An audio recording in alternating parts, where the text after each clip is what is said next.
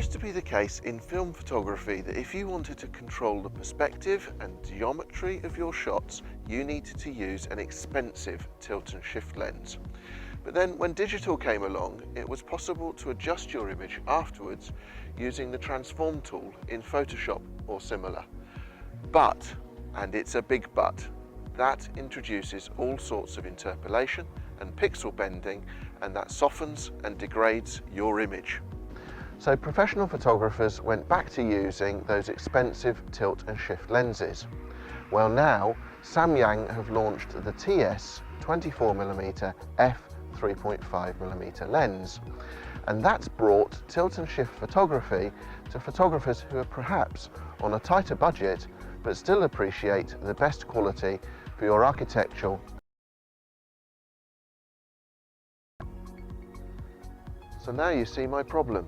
I want to photograph that tall building from a single vantage point, but I can't get back far enough to be able to get the whole building in without adding some distortion.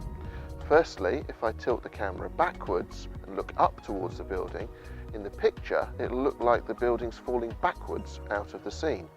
Secondly, if I use an ultra-wide angle lens, that's going to add its own set of distortions and change the shape of the building. So I won't be happy as a photographer, and it's quite unlikely that the client would be happy with their image.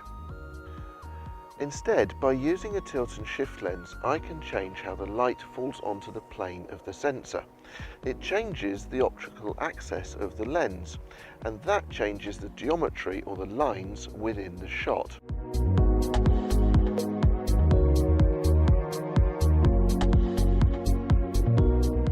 I can also change the aperture and the depth of field to maximize within the lens the sharpness and improve the overall result.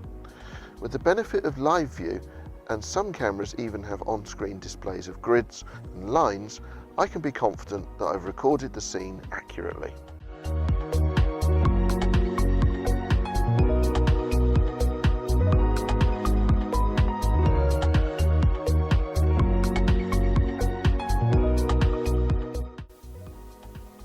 Don't think that tilt and shift lenses are only for correcting problems. Their usefulness is not limited just to that. Actually, you can use their wide range of adjustments for creating visually impactful images too. By controlling the plane of focus, you can hold the focus point exactly across the image where you would like it. This can be done with an elevation or twisting of the camera body. Essentially, what you are doing is deliberately holding the camera in a way that disrupts the focal point and then using the lens's capabilities to twist that point further.